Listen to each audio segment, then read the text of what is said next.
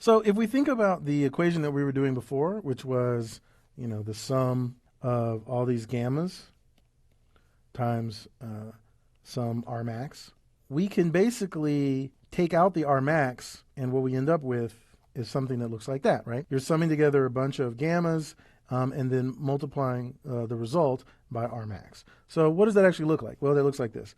Gamma to the 0 plus gamma to the 1 plus gamma squared plus dot, dot, dot, dot, eventually multiplied by R max, right? Hmm. So let's call this X, okay? Does X include the Rmax or not? Um, no. So we'll just call the little sequence of it's going to turn out not to matter, but let's just call the sequence of gammas that we're adding together, let's just call that X. Good. Well, if you look at it, this is actually recursive, right? Because it's an infinite sequence, if you sort of shifted it 1 over in time, you would end up with just the repeated sequence again, right? Which means that we can write X in terms of itself. X equals gamma 0 plus gamma times X. I see. So it's shifted over, but then you have to multiply it again by gamma to get up to gamma 1, gamma 2. Right, exactly. So this is just, it's just math. That's just all it is. So we can try to solve for X and figure out what X is, right? Cool. So what is X? Well, we can subtract from both sides, and so we end up with something like X minus gamma X equals gamma 0, right?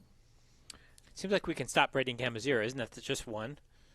Yes, but I've gone too far, Michael. I've already All written right. gamma 0. So this becomes X times 1 minus gamma equals gamma 0, or as Michael so astutely points out, 1, right?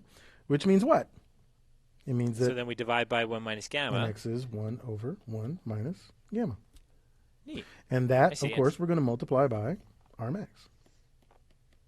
And get the formula that we had. That's nifty. Yeah, and there we go. So why do we do this? Well, because you like stuff like this. And it points out something very simple, which is that geometry is easy. I don't think that's the kind of geometry that people usually think of. Well, they should be thinking of this kind of geometry. So geometry is easy. And by doing little cute algebra, we can derive ridiculous equations that turn out to help us go an infinite distance in finite time. I don't think that's what they're doing, but okay. So let's think of this as warm up for what I actually wanted to show you, which is going to turn out to be a whole lot of math. Okay? All right, let's go for All it. right, let's do that.